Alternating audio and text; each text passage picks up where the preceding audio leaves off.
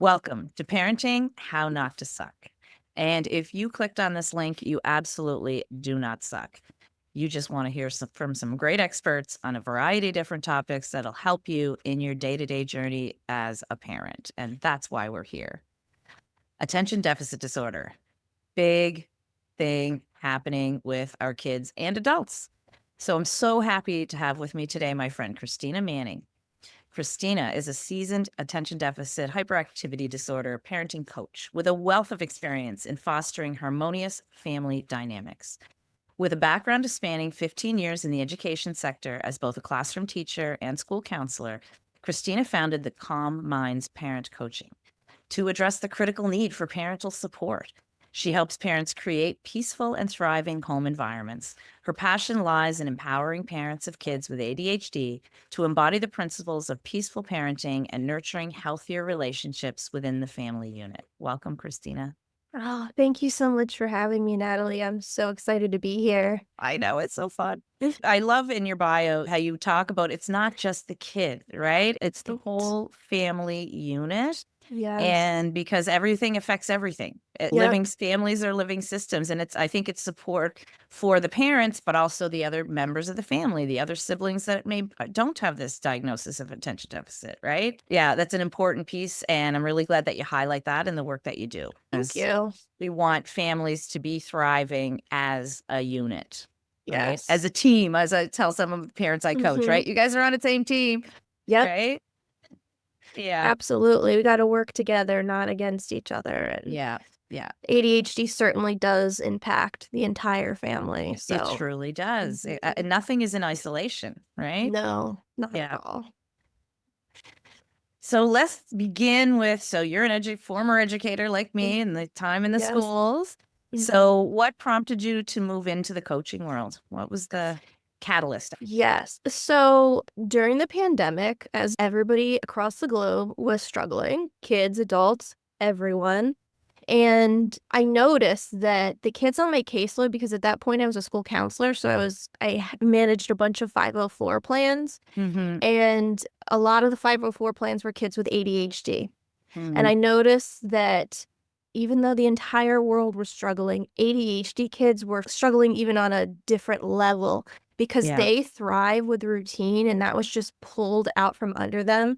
And even though with ADHD, they need routine, but they also need flexibility, the pandemic just completely just messed up everything for them. And so I know it was a challenge for every student to learn how to pivot to the virtual space, but ADHD kids, it was just a whole different story. I had parents calling me left and right, like telling me about daily meltdowns their kids were having. They were so frustrated with being on the computer and trying to learn a new way. And so that was the catalyst for what made me just jump in. I'm like, these parents need support.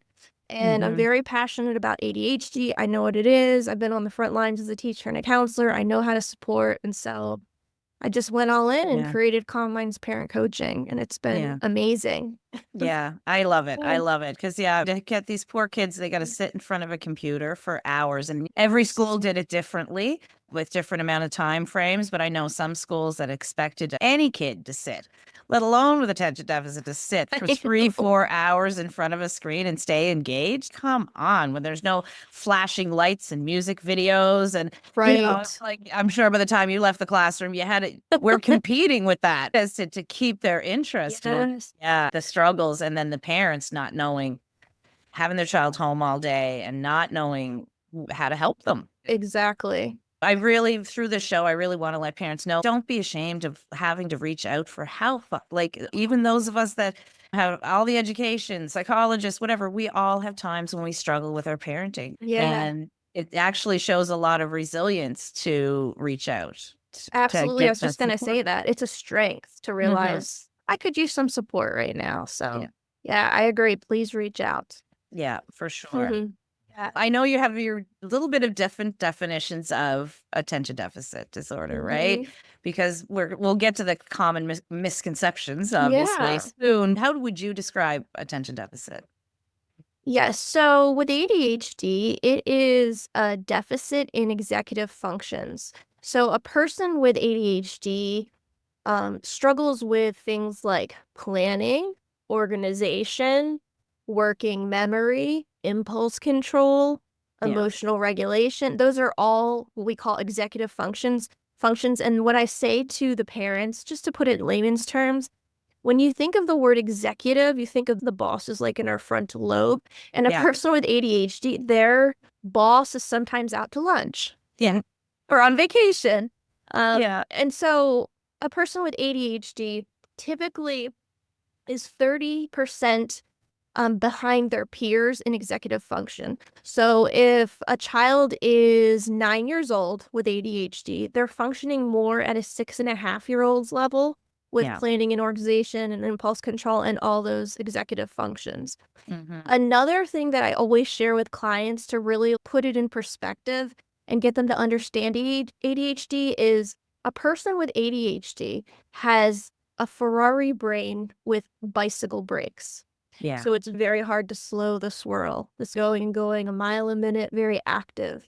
And our role as parents and teachers and adults it is to support and educate ourselves about what ADHD is, what an ADHD brain looks like, and how we can support them appropriately. Yeah, for sure. So I love that analogy, the Ferrari engine, because I don't want parents to think it's not necessarily a bad thing. Yeah. Our kids are coming in with, they just have more energy. They just Mhm. need different things, and they are going to be just as successful as anybody else. Yep. Sometimes even more successful. Like we were just talking about my friend who Yes. has massive attention deficit disorder, Mhm. ADHD, like through the roof. But it Right. actually it serves her in the job that she has because she's able to multitask and her brain is on Yes. Ferrari. So I mean, I think she got off the bicycle, right? But she can do so Yes. many things. So I think that reframing of the perspective as, oh, my kid has a diagnosis, or you, as an excuse, oh, my kid has a, it's not Yeah. necessarily a bad thing once the parents are given the tools and the understanding of Yes. how their brain works and how to Mhm. set up that environment and routine and structure and flexibility that works for Yes. their individual child, because no two of them are the same, right? Absolutely, absolutely. And that kind of brings us to the misconceptions. One thing I just want to say is to piggyback off what you said, Natalie, with ADHD, one of the biggest misconceptions is people with ADHD aren't smart or Yeah. people with ADHD are bad. They're Hmm. bad kids. And that couldn't be further from the truth. They It's do true. need some extra support, but ADHD has absolutely nothing to do with intelligence. Mhm. In fact, in my career as a teacher and a counselor over the years, I have met some of the most brightest, most brilliant, sweetest kids that have gone on Yeah. to be engineers and teachers and doctors that were diagnosed with ADHD. Yeah. So I think it's really important to get that message out there that it's really, yes, I think everyone struggles. People with ADHD struggle with executive functions. And instead of looking at it as a deficit, let's like look at it as a superpower, like your friend with the Yeah. Ferrari engine brain. And like they really do go off to do great things. It Yeah. doesn't mean they don't need support, but yeah, I Yeah. think we really need to get that message out there. Absolutely. And I guess just with the name itself, it implies there's a deficit, right? I Right, think I know. we should change the name, Christina. Let's put that on our list of things to do. Yes. Some sort of superpower instead, right? Yes, So yes, yeah, you yes. mentioned some of those misconceptions of ADHD. There's some others, but that people that maybe they Yes, don't. If you're not in the schools, right? If you're just right. regular Joe Schmo parent and your Mhm. child gets this diagnosis, and you've just heard from wherever on the internet Right. about, there are some more Yes. misconceptions. Let's bash them. Yeah, so another one is that only boys have ADHD, and Mm, that's very untrue. ADHD presents very differently in girls typically. yeah, Typically, and this isn't always the case, but a lot of the times with girls, they present with the inattentive type. And I should have yeah, mentioned that. So there's two types of ADHD, the hyperactive type and the inattentive type, where they have a hard time focusing. And some people are diagnosed with combined. They have an right. inattentive and hyperactive. But there's this myth out there that just boys have ADHD and it's just a behavior issue and it's not real and they just need Mm, more punishments and consequences. And really, That couldn't be further from the truth. A child with ADHD, whether they're a boy or girl, whatever sex, they do not need more punishments and consequences. What they do need is more structure and more Yeah. routine and an environment that's set up to serve them. So that's a big one, and I just wanted to go back again to the behavior thing. I've heard that one the most Yeah. from parents in my role as a teacher and in the coaching industry. They're just like, I've had parents come to me and they're like, "Can you fix my kid? He's just like Mm, bad. He's just a bad kid and he does yeah. really impulsive things." And so then we need to really start from the beginning and get them to really understand again what ADHD is and what they can do to support their child, because traditional parenting model like yelling, screaming, Mm, punishing, that does not work for an ADHD child no. at when in fact, when you yell, the brain goes offline. This is for any human. Yeah. The brain goes offline and you can't retain anything. How are you supposed to teach, or how are kids supposed to learn when we're screaming and yelling? We're just Yeah. adding gasoline to the fire. So, Hmm. yeah, Yeah. those are the most common misconceptions that I've heard. Have you heard of any others, Yeah. Natalie? No, those are the same ones, the Yeah. behavior. Oh, he's just Mhm. bad. He's just impulsive. He's just doing this to be a little dink. And when you understand and you get to know these kids, that's not what's happening. They're on 150 miles an hour, right? Exactly. Or Mhm. they're like you say, typically the girls are just more like they're in their own little world of that, just Right. attending to other things. And I love what you said about the structure and routine. It's important for Mhm. all children, but Right. especially when you know your child has these skills that they're needing of time management and Right. organization, those sort of skills, Mhm. those are built and taught by parents Exactly. through the routine piece. Now, Mhm. like you said earlier, it doesn't mean that we're never flexible, but it does Right. make them feel safe when they know what to expect. Exactly. Exactly. And Yeah. just making that little reframe, like, my kid is not giving me a hard time, he's having a hard time. Yeah. Just little mindset shifts like that really go a Long very way. long way. Yeah. I'm sure you see Yes. it in your coaching too. These small changes that we ask parents to consider, invite them, Mhm. say, what about trying this for a week? And you get the, oh, that's never going to work. But that Right. small thing, when you talk to them the Yes. next week, they're like, I "What? know. What happened?" Right? Exactly. You just made me think of another thing. Just the small, it's very small, but it's profound. Connection before correction, right? Just connect with your kid for 5 minutes when they get home from school. Ask them how their Mhm. day was. Just, it doesn't have to be this big thing. I've had so many parents be like, "That's really going to work." And then they come back, like you said, in the next session, and they're like, "Wow, I've seen a shift in myself and in the household and my Yeah. kid just by this little tweak." So, Yeah, yeah. it's true, and I Mhm. think that I think we all ask our kids how their day was when they come home, but Mhm. it's a step deeper with that Yes. connection, right? It's Mhm. sitting with them, it's eye contact, it's sharing a Yes. snack together. It's not you're prepping supper, "Oh, how was your day?" And you're back Right. you're on your phone, "How was your day?" No, it's that Mhm. full connection, but Exactly. and all it takes is 5 minutes. Exactly. It's like quality over quantity. We don't need to sit down Absolutely. with every kid for 1 hour every day. I wish we could, but it's really not about the time. It's about that quality time and, like you said, uninterrupted. And I Yeah. know it's really hard with phones, because phones, like, rule our life these days, Mhm. but if we could just put our phones aside and just really just give our kid undivided attention, really, our kids may be interested in things we really don't care about, but Yeah. it's important to show an interest in what they're into. Yeah. Sometimes if it's just like sitting down for a few minutes and watching your kid play the video game and asking questions about it and showing that genuine interest, Yeah. again, will go a long way. And another tidbit is if you do uninterrupted time with your child without the phone, you're modeling for them healthy Yeah. screen time usage, right? And that we need to Mhm. be it's important that we pay attention to people when we're with them. Yeah. We're not just existing, right? Yeah, and that's an important skill, Christina. I'm glad you brought that up because that is a skill that needs to be built, and we model that for Right. our kids. And Exactly. then I always say to parents, think you're investing in your teenager right now. You're investing in your adult child that you want Right. them to have rich and fulfilling relationships in their lives. They need to learn what that looks like.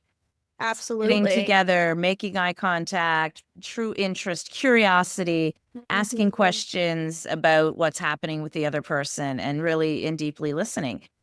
And back to the screen time, because I'm very passionate about this. And I don't want parents to feel bad, but I'm going to let you know, parents, there is not an app or a video game or an educational platform that is going to teach your children those skills. Oh, I love it. No, Doesn't we exist. have to model. That's the Hmm. most, I think, powerful tool a parent has in their toolkit is to Yeah. model. A lot of times adults just expect kids to be like adults, just Yeah. innately know how to do things. So I love that you said that. It's so important that we continue to teach them these skills because Yeah. without that, how are they going to learn? We can't just expect them to know how to do these things. Yeah. Yeah. It's So so it all true. starts at home. It does. Sorry, Mhm. parents, but yeah, there's a little bit of work because we try in the classroom, but Yes, we there's only do. so much that we can do in the classroom with the lack of supports that are in the classrooms, and that's a whole other chit chat, Christina. We'll have to have Right. another chat because we could Yes. talk about that for another hour, but Yes, we'll we leave that could. because we're focusing on ADHD today. So I won't go down Right. that rabbit hole because I know we're both very passionate about that. I'm thinking of specific kids too that I worked with that it's really important that we know with a kid with ADHD what helps them regulate their nervous system, what helps them calm their bodies and their minds. And it's not going to be the same for every kid, Right, right? right. What are your thoughts on that? The different types that you see? Because there, as we know in the parent coaching, no matter what we're coaching about, there's no one size fits all approach. There is no No, cookie not at cutter. There is no nope. perfection. So, I think it all starts with the parents, right? If our mhm, child is having a hard time regulating, we need to make sure that we're regulated first. If yeah, we start to go try to that's where I think a lot of I don't want to say parents go wrong because we're all human and parents yeah, are wonderful humans and we all yell we're at doing some the point. best we can Yeah, at we the are. what we have at the time. Exactly. But I think that, again, going back to that traditional parenting model with the yelling and just trying to um, Control. silence kids and Mhm. control, yes, it does not work. We really need to first make sure that we are regulated. And I think I brought this up on our call last week, but the three Yeah. R's, I love the Mhm. 3R model by Dr. Yeah. Bruce Perry. Um, we regulate ourselves first. Then, when our child's having a meltdown, then we can start to relate to them, not use a whole lot of language, just maybe rubbing their Mhm. back. And then once we see that they are visibly like we are reading their body language and they are calm, then we can start to use logic and reasoning. And a lot of times parents go straight to logic and let's talk Yeah. about the choice you made. It doesn't make sense because literally in the brain, like, you're not They able can't to hear you. retain. Yeah. So, the first thing is to regulate ourselves, and a lot of times, from a preventative measure, make sure that you are just from a very basic standpoint taking care of your own needs. Yeah.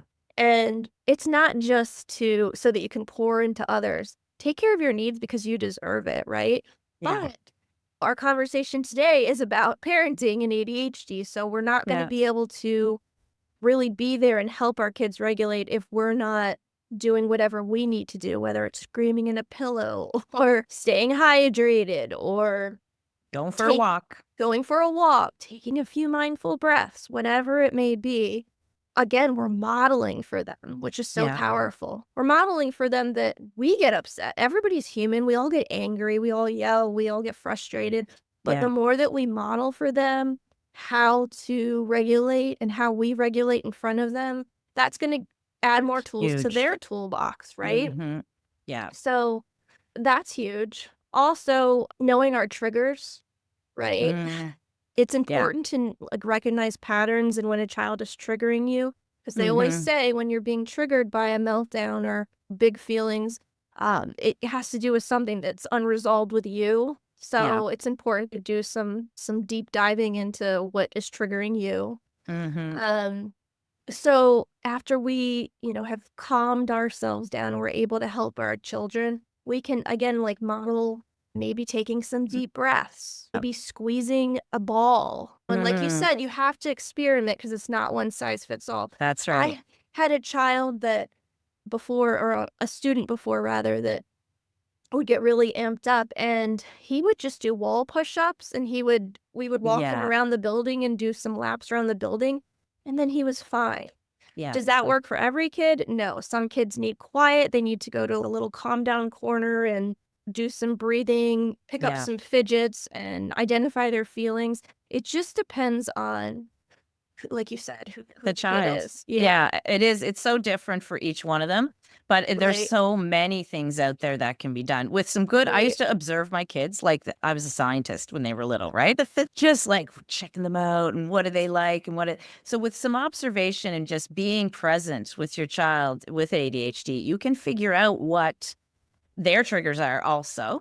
And preventative things of when you see them, like you say, starting to get amped up. Mhm. Sometimes it's heavy work that's gonna, like the Yep. wall push-ups or the Mhm. sitting pushing themselves up on the chair. They have to run around for 5 minutes. Helping them identify, I think, is important. How they're feeling before whatever action they're gonna take, how they're feeling, and then help them identify how you feeling after. Mhm. Right? And so that once they can notice that, I think then they're gonna be more apt to try these strategies on their own. Like you, I had a student and he would take really big meltdowns in school. But we Yes. put together a calm down box for him that it used all of his senses because it was important for Mhm. this child to he had the squeezy ball, he had the Mhm. scent of lavender essential oil for smell, he Mhm. had the deep breathing and a favorite activity. I even had a kaleidoscope to focus his eye, and it would just be Yes. that same routine of going through and engaging all of his senses. Is that working for everybody? No. But there's so many resources out there as Christina, right? Oh, so many. I had kids that would come to my office as a counselor to calm down and just like pull squeeze Play-Doh or Yeah. draw. I had a Mhm. boy that was the only thing that would calm him down. He wanted me to turn on jazz music and he Yep. would draw. And that's what worked for him. So, yeah, we Yeah. have to be just really mindful of knowing that not everything works for everyone and Yeah. it's just trial and error. Yeah. And knowing your child, right? And depending on their Exactly. age, you can ask them, what would make you Mhm. feel good right now? And I think that differentiation of asking them about how their Right. body's feeling, you Yes, I know? love that. It's so important to include the child. Sometimes we're just like, go take a deep breath and go do this Yeah. things that work for us. But no, we need to include their voice. And another tool that you just reminded me of is a feelings thermometer. So a kid is literally monitoring, like, this is how I feel. I'm at red, so I think I need to go get some help and Yeah. get an adult, or I need to go read, or whatever their coping skills are. Mm, That and like little like rating scales, like how are you feeling now? I like you had said, now go use your preferred coping skill. Now I want yeah. you to rate yourself and see how you feel. Yeah. And that can be modified based on age. Yeah, So absolutely. I love think that. yeah, I love bringing it into the body as well, like Mhm. how your body is feeling. We Yes. used to I'm sure you use the zones of regulation, Oh um, yes. all the time, right? And Mhm. then I don't know if you're familiar with the interoception curriculum by she's a Canadian, so you might not know her. Anyway, it's a Mm. whole curriculum where you go through and you identify the actual physical feelings of different Options. parts of the body. One week the lesson would be, okay, we're gonna practice feeling our hands. And so you're gonna feel what ice feels like and what sandpaper feels like and what something fuzzy feels like. And just to help develop that language of how are your hands feeling. And then you do different body parts just to help that connection between mind and body.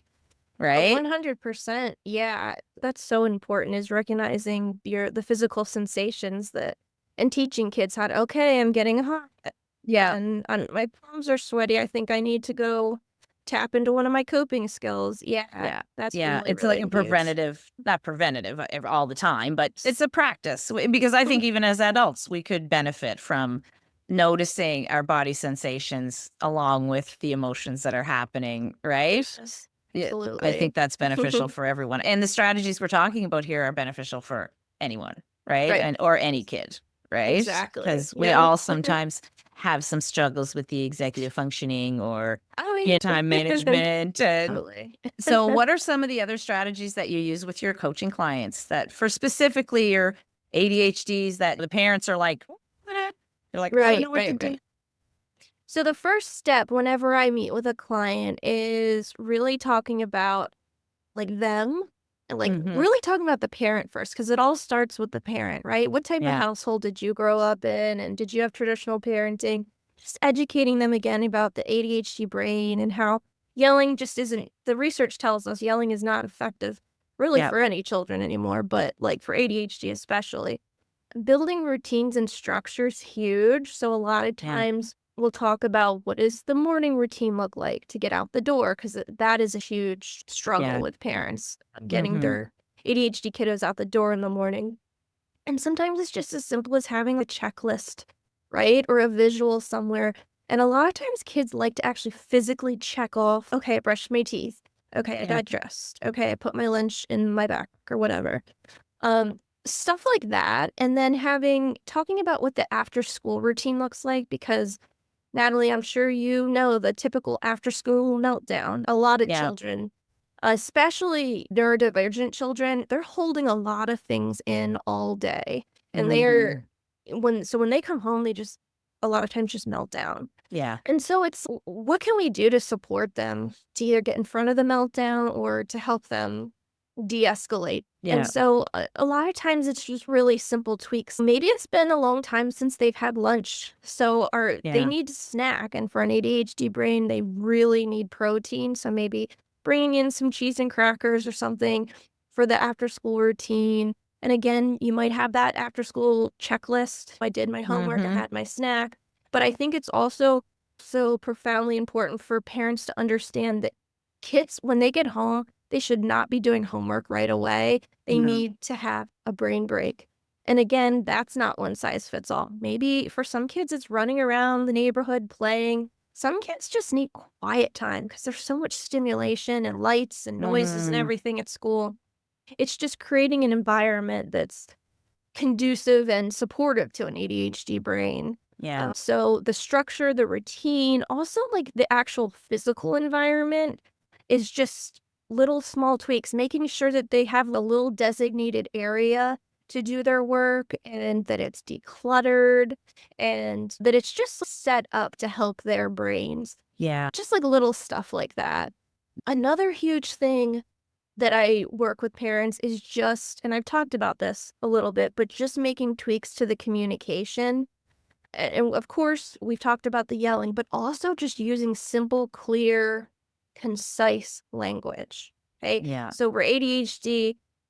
Kids, they're going a mile a minute. And so we really need to break things down like tasks. So you wouldn't tell an ADHD kid, go do your homework, go do this, go do that. No, you're going to Yeah. say one thing at a time and then check Yes. in with them.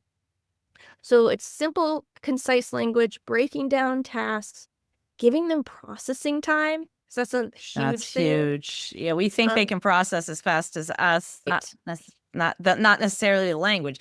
Their brain's right, going fast and they can process things, but it doesn't necessarily mean they're processing the language you're speaking with them, especially when you're doing the verbal diarrhea thing.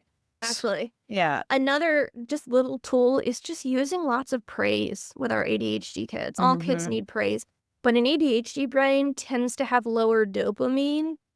And so that's that reward chemical in the brain. So Yeah. whenever we say, good job, Johnny, thank you for tying your shoe, like, again, praise should be very specific to whatever happened. Like, that can Mm. really activate their dopamine, and it will. And so we need to be praising until we're blue in the face. And Yeah.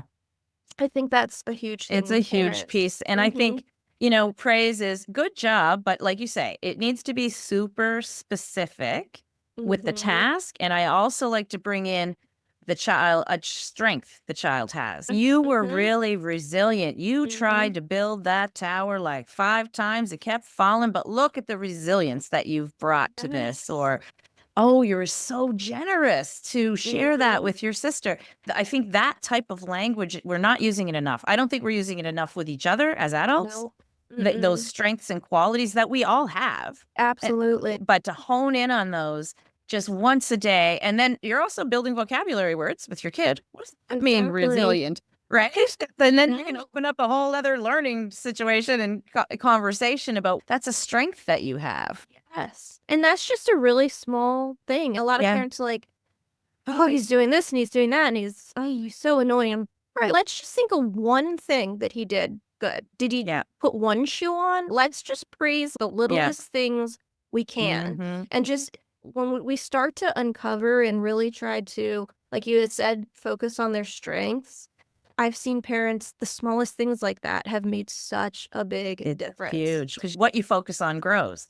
So if you're going to constantly focus on everything that's wrong, all the impulsivity, all the bad behaviors, you're going to end up seeing more of that, right? Exactly. And I'm sure you've seen it with your parents when they start focusing on their strengths, then they're going to see more of that.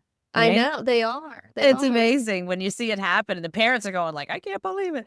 And I we're know. like, And even with parents, like trying to get them to encourage themselves to have compassion for themselves. Like that's huge. Yeah, that's so important. It's not just like the typical self-care buzzword, whatever. Yeah. Yes, self-care is important, but it's really important to celebrate yourself too, moms and dads. Yeah. Have compassion. Yeah, absolutely. And then this is just another thing, a tool that I use with parents is, have you ever heard of the Pomodoro theory, Natalie? No. So it's just a little tool for ADHDers. It's basically you just set a timer, and the kid, depending on how old they are, they could set their own timer. And depending on their age, again, you're going to do it little small increments. Maybe they have some math problems they have to do.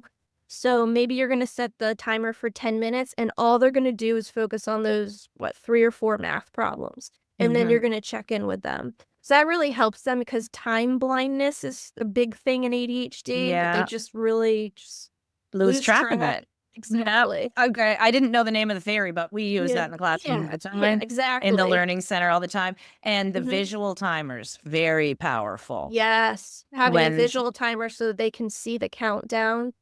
Yeah. I've even had parents recently use like AI to help their kids. Alexa. Yeah. So that- Reminder. Yeah, reminders just for the working memory and stuff like that. Yeah. So And it's like we were saying, it's so individual. So one child might need a visual timer, another one an auditory cue, another one maybe the length of a song, maybe. Because it's funny, like I never had ADHD, but when I was studying, my parents thought I was nuts when I was a kid. When I was studying, I had to have music on. And my father would be like, he was a teacher, right? He was like, how can you study with that music? And I'm like, but it helps me study. Because with the music, I wasn't really listening to it, but it drowned it out what was going on in the house, right? Yes. Other people's conversations and things like that. It's whatever works, but it's getting to know your specific child and what really works for them, right? Exactly. It might be noise canceling headphones. Again, it's whatever your kid needs. So Yeah, absolutely. And I think we could talk for another hour, Kristina. yes, we could. So we're going to have to do this again, honey. Yes, we are. And I guess I want to, because we didn't even get to talking about medication and other things that we can look through. So yeah, we have to do this again. But I wanted to end by saying parents that have ADHD kids, really be an advocate for your kid in the schools. Yes. That is huge to be a part of what supports your child is getting in the schools. And if your child is not getting the supports that they need in the schools, you be the squeaky wheel in the schools because you will see results. Do not sit back and say, oh, the school said they can't. No, we have education acts here in Canada and the US, and your child is deserving of certain levels of support. The reason why you should be the squeaky wheel is because you know your child best.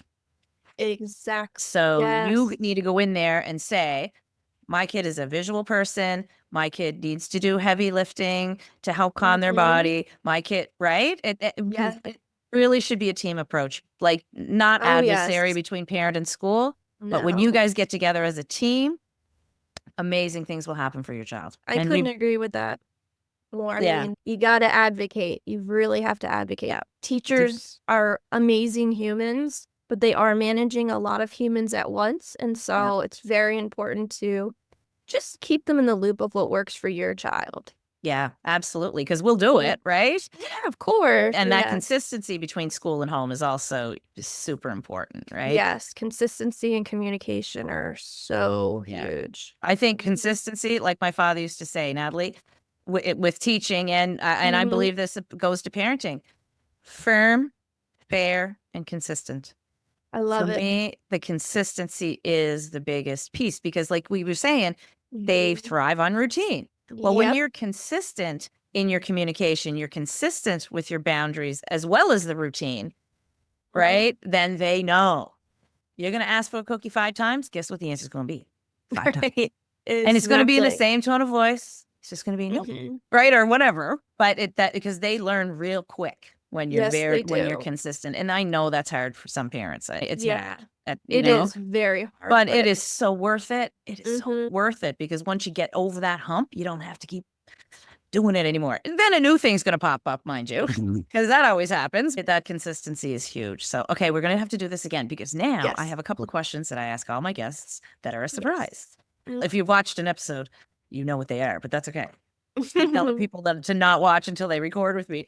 Okay, so my first question, and they're deep questions, Christina, and I just want your heartfelt answer because I want through this show, I want people to see who you are as a person as well as what you do, right? Because that's always Yeah. connected. And I think in our business, we are so connected to what we do. What we do isn't just our job, it's part of who we are, right? Right. Okay, so my first question is, what is your definition of a fulfilled life? Wow. A fulfilled life to me Mhm. means that I am doing something every day to help others. That Mm, fulfills me. That fills me up when I know that I'm making an impact. yeah. That's the biggest thing. That I'm taking care of myself and that I'm letting go of perfection. Oh, we have to do that. Yeah. It's so important. What is that quote by Glennon Doyle? Be messy and complicated and afraid and show up anyway. Yeah. That has been my mantra for the past couple of years. I took I this love yoga it. and mindfulness course, and it was just completely life-changing and profound. Yeah. And so I live by that every day is to just embrace imperfection. All of us, Absolutely. nobody has it all together. It doesn't exist. Perfect parenting doesn't exist. There's Right. perfect. We should just take the word out because it doesn't exist. What we Mhm, want from, I think, from others and for ourselves to express is that authenticity. And I love mhm. that quote by Glennon that sometimes it's messy It is. It really and is. complicated, but that's okay. And Right? that's totally okay. Yeah. And another part is just that the people in my life are happy and healthy, and Yeah. I give them that their own integrity to just make their own choices and Yeah. just support them in whatever lights them up. Yeah. I love that. I love Mhm, that.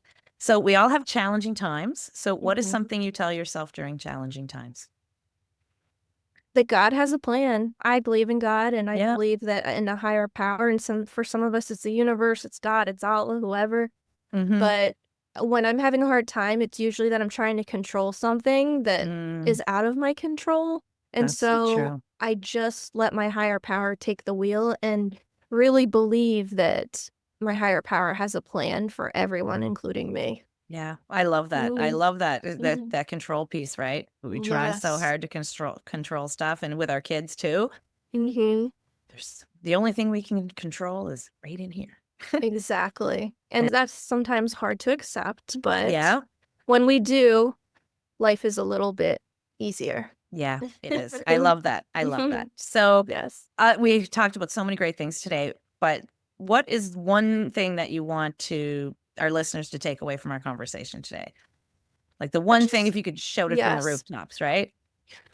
I think the one thing is if you have a child with ADHD, really try to educate yourself about what ADHD is. Don't Mm-hmm. listen to all the noise out there and all, again, the myths. Try to Yeah. really find an expert that can talk to you and educate you and listen to all the podcasts. And again, at the end of the day, it's so important. Raising any child is difficult and a challenge, but also a blessing. But with an ADHD child, it can be extra challenging. So please have self-compassion. Yes, absolutely. Be gentle with yourself. And reach out to Kristina. Please reach out to me. I offer a free consult and we can talk about what's going on and I can give you some tips and yeah. For your Mhm. specific child, right? That's why so many coaches on here, but that it's that individual one-on-one tips, right? We put out free content out there for people, but it's that one-on-one for your unique family that Exactly. is And important. That's going to be the yeah, most beneficial, right? exactly. And don't get into the whole comparisonitis, I call Yeah. it, with other parents and what they're doing and comparing your kid to his brother or sister. Like Yeah. we're There's no just point. no, everybody Mhm. is their own Unique person. light in the world. Yes, exactly. All right. So lastly, where can people find you, Miss Kristina? We'll have all the links in the description. Okay, great. I have a Facebook group called Calm Minds Supports for Kids with ADHD. And then I'm also on Instagram at calm_minds. And yeah, I don't know if we're able to do this, but I was going to offer a free Yeah, resource for parents listening. I have an sure. ADHD parenting guide. So maybe we could drop that Love link it. as well. Absolutely. No Yes. problemo. Yep. All Yeah, right, come guys. find me. Yeah, come find me. We're not hiding, right? No. Share and subscribe. We're working with an algorithm here, people. We're trying to get some good news out in the world. All right. I don't often say that in my recordings. It is. We're working with an algorithm, and this is valuable information for people. So, It really yeah, is. I Yeah. hope they do. So, if you're here listening, thank you very much. And we'll see you on the next one. Thank you for being here, Kristina. Thank you so much for having me, Natalie. Bye, everybody. Bye. So glad you're still here. You do not suck as a parent. But I want you to know about something that we've created. The coaches and the experts that you see in this show, we've gotten together and we've created a community. It's called the Powerful Parenting Collective, where you as a parent can enter our group and have access to many of the experts that you see on the show, to private message them, to have a quick little video chat before you decide to hire them to help you in your parenting journey. Or maybe you decide not to do that. I want you to think about a community that is supportive, that will have events for you, free workshops, free information, and a place where you can really connect with the different experts that you've seen on this show. So click the link below and join us. Basically, think of it like a shopping mall for parents. We hope to see you there.